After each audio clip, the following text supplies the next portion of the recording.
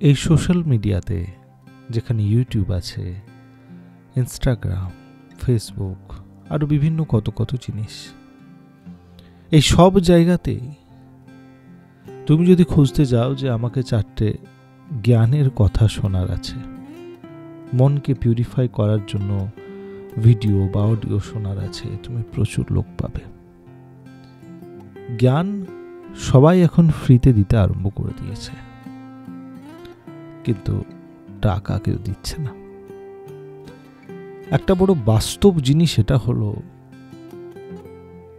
যে যখন কেউ ফ্রিতে টাকা দিচ্ছে না, তার মানে হচ্ছে যে আমি টাকাই খুঁজছি সেই জায়গাগুলোতে। আমি টাকা খুঁজতে বেরিয়েছি আর জ্ঞান আমাকে রিটার্নে দেওয়া হচ্ছে, আর আমি জানি না যে সেই জ্ঞানটাকে আমি টাকাতে পরিবর্তিত কিভাবে করব। মানুষ অনেক সময় আমাকে বলে যে আমি জীবনে যে জিনিসগুলোকে পাওয়ার জন্য চেষ্টা করছি সেই জিনিসগুলো আমি পাচ্ছি না। এটা তোমার সাথেও হতে পারে। বাবা বলছেন যে তুমি জীবনে যে জিনিসটিকে নির্ধারণ করলে যে আমি জীবনে এই কাজটি করব আর এইভাবে এগোবো, তোমার মন সৎ হতে পারে, তুমি মনের মধ্যে সেই পিওর ফর্মকে নিয়ে সেই কাজটি করার জন্য প্রস্তুত হলে, কিন্তু তোমার কাজ হলো না, তখন বাবা বলছেন যে কাজটি তুমি ধরেছ সেই কাজটির প্রতি তোমাকে 100% অনেস্ট হতে হবে, সততা রাখতে হবে, ইমানদার হতে হবে।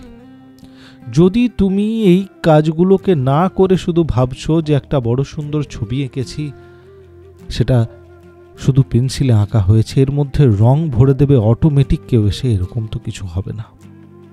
রং ভরার কাজটা তোমাকেই করতে হবে, এবং কোথায় কোন রংটি লাগবে এটারও নির্ধারণ তোমাকে করতে হবে। এটা তুমি তবেই করতে পারবে যবে তুমি সেই আঁকার প্রতি নিজের সততা রেখেছ। এই জীবনে অনেক বড় যাত্রা রয়েছে, আর এই যাত্রাতে চলার জন্য তোমাকে প্রতি মুহূর্তে এরকম লাগতে পারে যে এইরকম করে গেলে আমার জীবনের কিছুটা সময় ভালো হয়ে যাবে। মানুষ ওভারঅল লাইফকে চাই যে চেঞ্জ করে ভালো করে নিতে, কিন্তু শেষ মেশে দেখে এটাই, যখন তার 80-85 বছর হয়ে যায়, যে তার যে ভাবনা চিন্তাগুলো ছিল সেগুলো কিছু সময়ের জন্যই তাকে লাভ দিতে পারলো, সেই ভাবনা চিন্তাকে নিয়ে সে 80 বছর কাটাতে পারল না। হয় কেন? কারণ যে জিনিসটাকে সে ধরেছে তার মধ্যে সম্পূর্ণ সততা যতটা দরকার অতটা সে দিতে পারছে না, আর তার জন্যই মানুষ রেগে যায়, বলে যে আর কিছু দেখবো না, আর কিছু শুনবো না, আর কিছু পড়বো না, আমি যেটা চাইছি সেটা আমি পাচ্ছি না।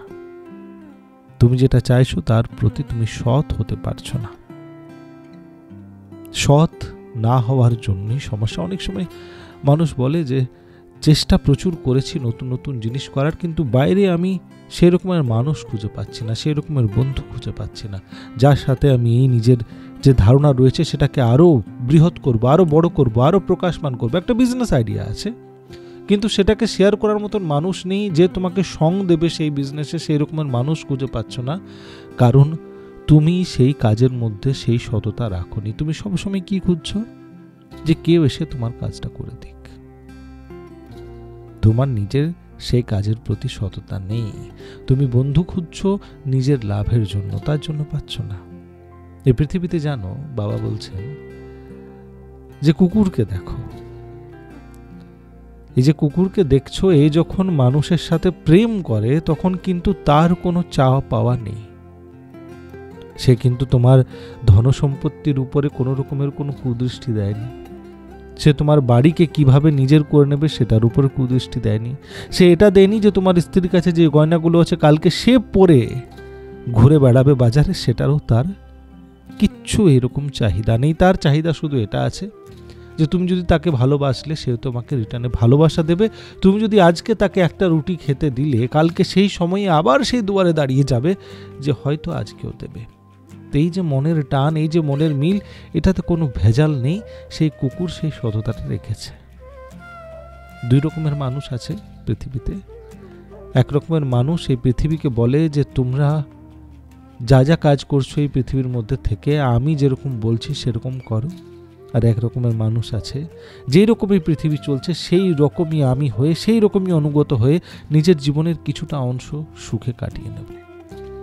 তো যারা আজকালকার যুগে এই রকমের মনোভাব রেখেছে যে সব সময় আমি শিখবো, সব সময় আমি জানবো, সব সময় আমি একটুতেই সন্তুষ্ট থাকব, তাদের মনে অহংকারের মাত্রা সেই মানুষটি যে বলছে যে দুনিয়াকে আমি নিজের মতো করে চালাবো তার থেকে কম। আর উন্নতি এই জগতে দেখো সেই সব মানুষেরই হচ্ছে